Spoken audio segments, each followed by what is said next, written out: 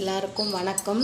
நம்ம இன்றைக்கி என்ன பார்க்குறோம் அப்படின்னு சொன்னால், இப்போது கரூரில் நடக்கிறத பற்றியும் ஆட்சியில் நடக்கிறத பற்றியும் எல்லாருமே பேசிகிட்டு இருக்காங்க. ஆனால் யாருன்னா ஆட்சிக்கு வாங்க வேணான்னு சொல்லலை, சரிங்களா? லாரன்ஸ் சார் சொன்ன மாதிரி தான், யாரும் தப்பாக பேச வேண்டாம். ஆட்சிக்கு வாங்க, நல்லது செய்யுங்க, மக்கள் மனசில் இடம் பிடிங்க. நன்றி, வணக்கம்.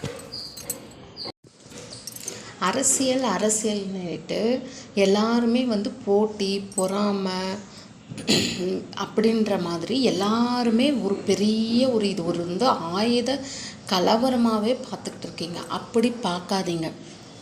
மக்களுக்கு நல்லது செய்யணுமென்ற நோக்கம் இருக்கிறவங்க அரசியலில் இருக்கணும், சரிங்களா?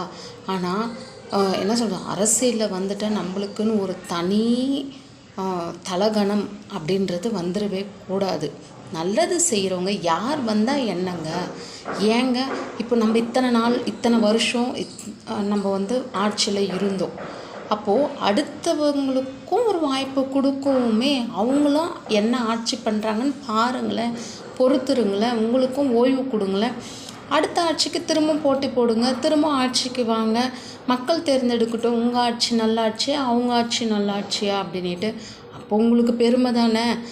கலைஞர் ஆட்சியில், ஸ்டாலின் அவர்கள் ஆட்சியில் அவர் இப்படி பண்ணார், இல்லை விஜய் ஆட்சியில் இவங்க இப்படி பண்ணாங்க அப்படின்னு மக்கள் பேசுவாங்க இல்லைங்களா? தீர்ப்பு மக்கள் சொல்லுவாங்களே, நாளைய தீர்ப்புன்றது மக்கள் சொல்லுவாங்க. பொறுத்திருந்து பாருங்கள். பொறுமையே கடலினும் பெரிது, சரிங்களா? நன்றி.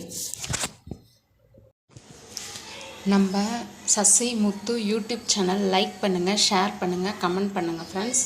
நான் எப்படி பேசுகிறேன், என் வீடியோஸ் நல்லா இருக்கா அப்படின்ட்டு ஒரு சிலர் பார்க்குறீங்க, பார்த்தோன்னே தள்ளி விட்டுடுறீங்க. அப்புறம் ஒரு சிலர் கமெண்ட் பண்ண மாட்டேன்றீங்க, லைக் பண்ண மாட்டேன்றீங்க. ஸோ நீங்களாம் கொடுக்குற மோட்டிவேஷனில் தான் நெக்ஸ்ட் லெவலுக்கு நாங்கள் போகிறது அப்படின்றது உங்கள் கையில் தான் இருக்குது. Okay friends, thank you.